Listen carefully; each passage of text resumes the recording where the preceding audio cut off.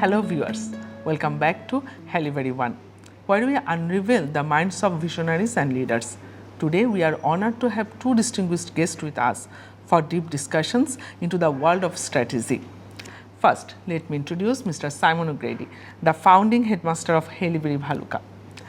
Mr. O'Grady brings a wealth of experience to our discussion, an alumni of the prestigious London School of Economics. Who has leadership training from Harvard, Mr. O'Grady has been at the forefront of shaping the educational landscape. Now, turning our attention to our second guest, Nazmus Saqib Bahuddin Ahmed, affectionately known as Albab, a true entrepreneur and business graduate from Richmond International University, London. Albab's journey through various sectors has been nothing short of inspiring, from a banking background to managing treasury transactions to growing Hallmark's greeting card market to becoming the managing director of Alliance Stitches Limited. Before we dive into our discussion, a special thank you to Haileybury Bhaluka, Bangladesh's premier international school, for their unwavering commitment to education and enlightenment by bringing you this program. Haileybury One. Now let's explore the world of strategy with our esteemed guests. First, we are going to discuss understanding corporate strategy. Albab, my first question is to you.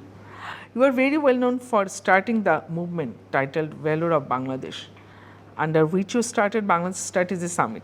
What drove you to bring Bangladesh's top industry leaders to discuss issues related to strategy?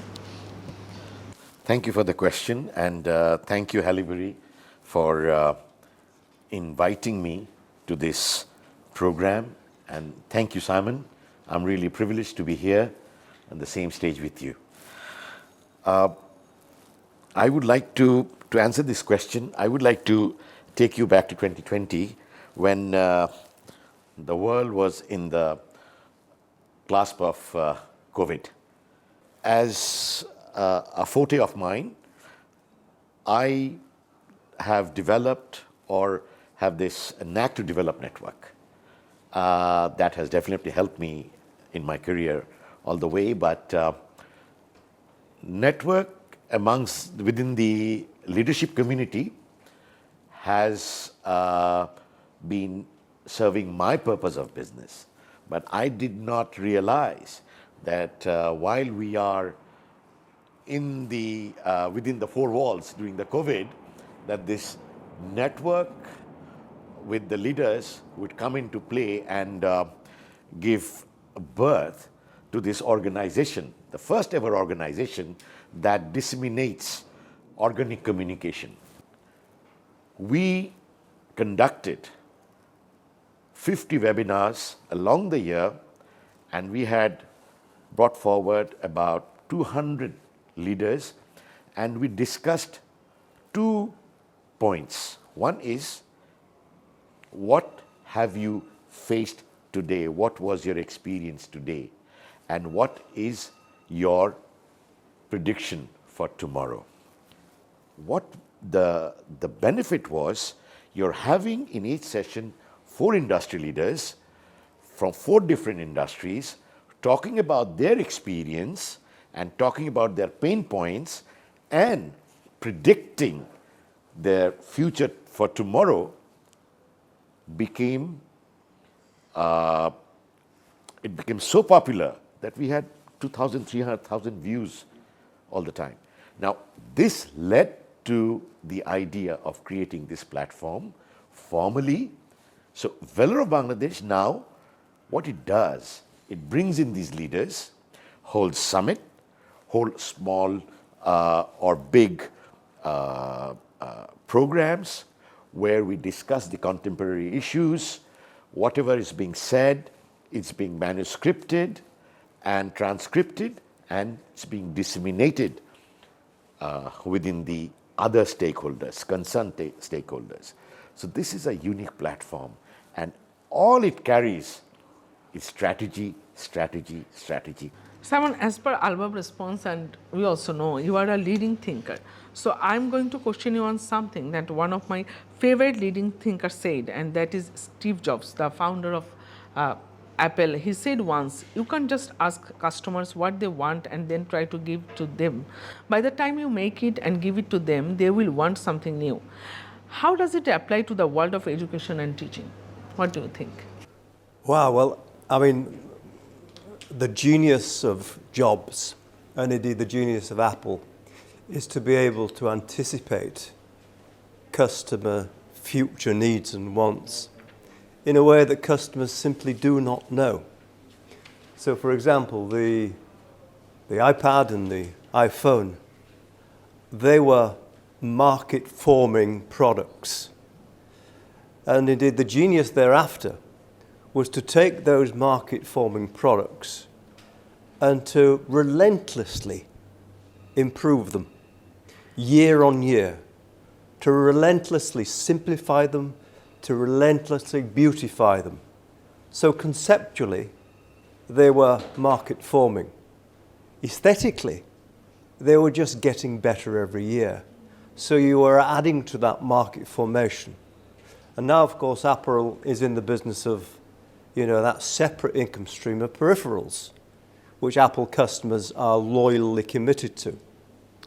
So, in education, Bangladesh has some very good schools. And indeed, it's very important that we see education as a foundation stone of every part of our discussion today. And those good schools, they know what parents want, and indeed, they know what students need now. Haileybury offers a slightly different standard. Haileybury offers a new standard where indeed, using our expertise and indeed our experience, we're anticipating the future needs of students and indeed in broader terms, the future needs of this country. And we're doing so by relentlessly believing that we can get better. We can get better as an institution, we can get better as a teaching professional force, and indeed we can get better in terms of the influence that we have more widely. Let's shift gears to life strategy. Simon Albab, this is a long question to both of you. This is learning that I got while learning Elon Musk. He said that in life there are three fundamental truths. One, we have to copy great idea from others. Two, to make new ideas, we have to force ourselves to think differently. Three, we have to listen to negative feedback. So life is basically a mixture of copying good things, thinking differently to make new things, and keeping on learning from feedback from others. Is this what you have experienced in your life? Should the youth of today also follow this? Both of you. When you talk about our perspective, from our perspective, who has been at least LDC nation, we have a different perspective. Of course, we aspire to be Me Too, but we have to have that infrastructure. And when I say infrastructure, we have to have that robust leadership pipeline. That should be created now if it has not been done before, so that tomorrow when we are developing nation and we are developed nation, and really in what is it, in 2040 we are supposed to have 1 trillion economy, now it's 500 billion. That is when this will come into play, which means these youth will follow the leaders in Bangladesh who they are listening to, also look at the perspectives of Elon Musk per se or Steve Jobs per se, who are global leaders. You see, we are Bangladeshi. At the end of the day, you must understand that. Yeah. And our education is being done in Bangladesh, right? But we aspire to become global. And this is what, I don't know if I've been able to answer your question rightly or not, but if I want to sum it up, this is how I am looking at it. Be local, go global. Let me take your cue about transformation, because I think that's the most important word here. And I like, the fact that we're focusing on ideas that are of global perspective, because Haileybury Bhaluka is thinking globally and indeed acting locally. Okay, and that's the beauty of the opportunity. Local, go global. Absolutely right. Albab said. But let me lay down a central tenet here, in that I believe in the progressive power of young people. And I'm optimistic that every generation gets better than the last. And the greatest challenge for all of our countries, particularly Bangladesh, is that unless we skill up to the best in educational terms, machines will replace all of our jobs. And therefore, Haileybury Bhaluka, and let me say this, somewhat ostentatiously, is aware that we need to beat the machine by teaching our students the importance of those critical skills that machines just can't do, and indeed for some period will never do. Those of human collaboration, those of human creativity, and those of human critical thinking. Our discussion will go on, viewers, with our honorable guest, and it's break time. Don't go anywhere, stay with us.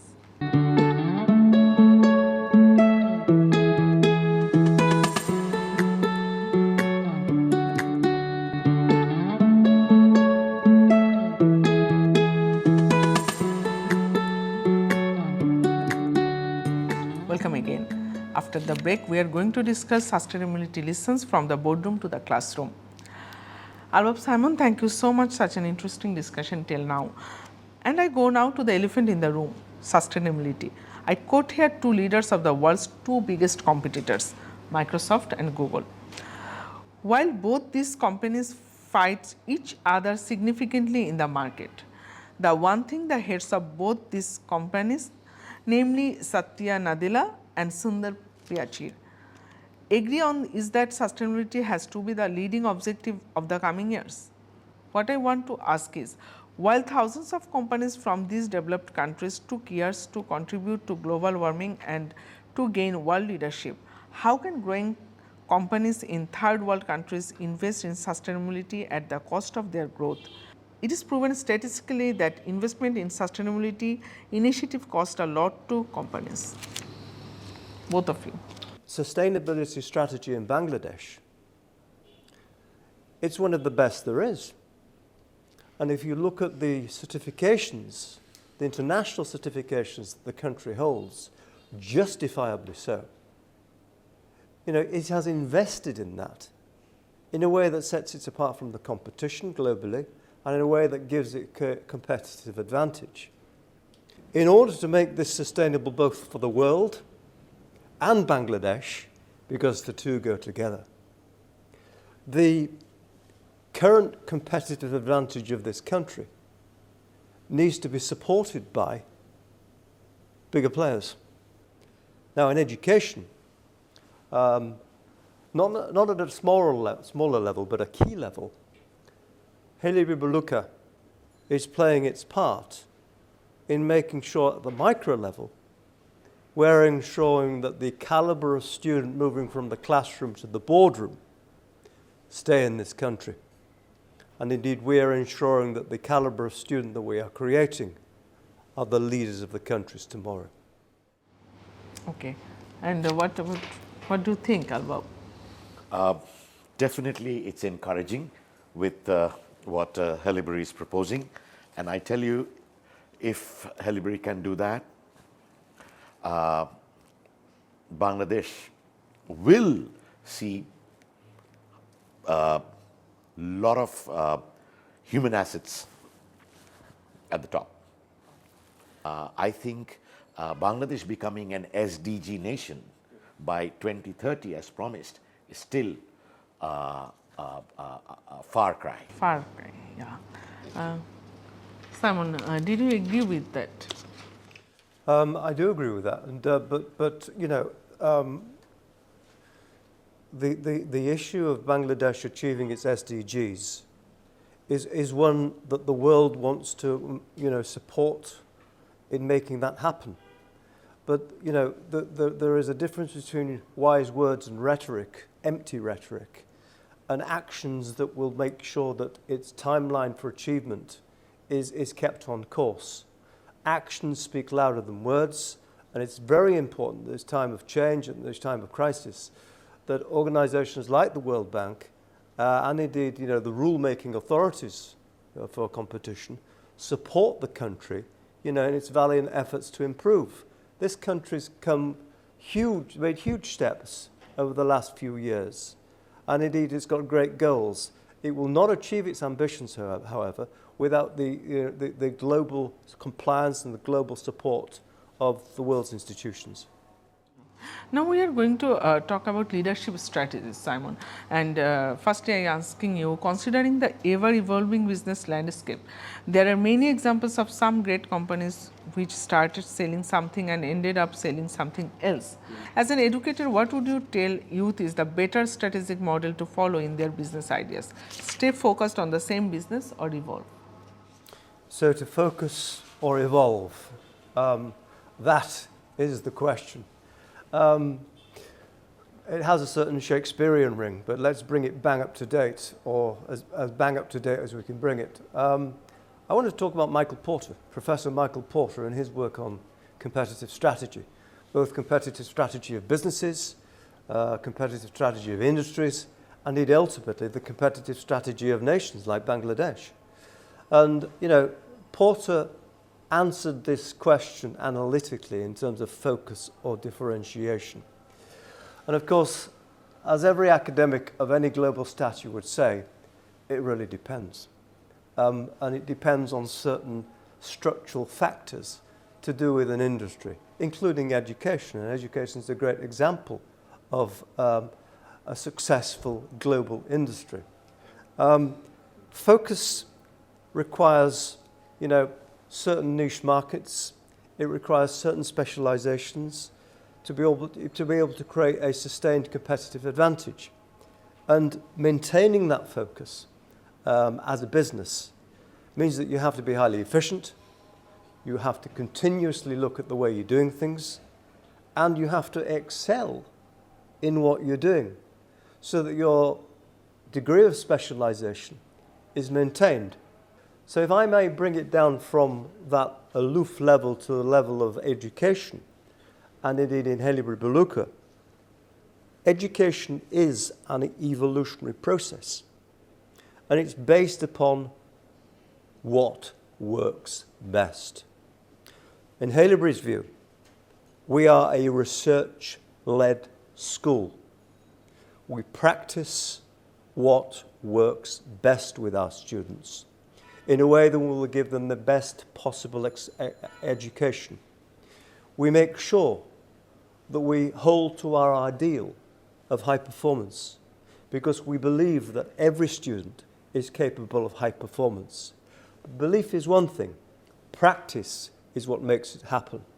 So our high performance education system is something that makes Haileybury, in Michael Porter's terms, a leading differentiator. And Albert, it's turn to you. This is a tricky one. Let's go into the minds of some great strategic leaders. If you could have a roundtable discussion with any business or political leader, living or historical, to discuss leadership strategies, who would he or she be and what would you discuss? To me, strategy is the mindset to drive a purpose. Strategy is the mindset to adapt to a situation where we are going to drive a purpose. Okay, have you had Hilsa, Simon? Yeah. You have. What is that you found unique in Hilsa? Yeah, I don't know if I dare say it's a bit bony. Yeah, it's one fish that's got too much bones. Right. And you know what we Bengalis are good at? That separating the meat of the fish and the bones while we are chewing it, while we have it in our mouth. This is a unique capability we have. And this is something we have developed over years and generations and generations. Now, why have I said this? This is a value that we have, right? This is an expertise. So, when you talk about a leader, to me, Nelson Mandela is my leader, right? Why? Because this man, being in a 4x4 for 27 or 29 years, has disseminated, inculcated value to a nation and made sure that the purpose is being driven. So his mission of believing in value and driving the purpose was sedimented within the community of South Africa. Thank you, Albab. And Simon, what would be the answer if you would give to the same question?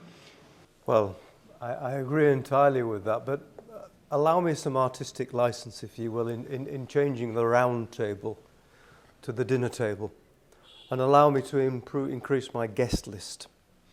And if you give me those two whimsies, I'm going to invite Albert Einstein, Henry Ford, and Charles Darwin to dinner for a hearty discussion on the laws of science, the principles of mass production, and indeed the laws of evolution. And these are titans. And going back to your question, what we should tell the youth and the young people of today. Simon, Albab, a big thanks to you both for giving such an interesting insights into the world strategy. I also want to thank our viewers who have been giving us thousands of views on each of our episodes of Haileybury One. Remember, this is brought to you by Haileybury Bhaluka, Bangladesh's #1 international school. This was one of the most interesting episodes we had. For the next episode, we have the Microsoft country head, Mr. Yusuf Faruku, joining us with Simon. Don't miss it next Friday. Till then, keep thinking strategically. Goodbye and have a great weekend.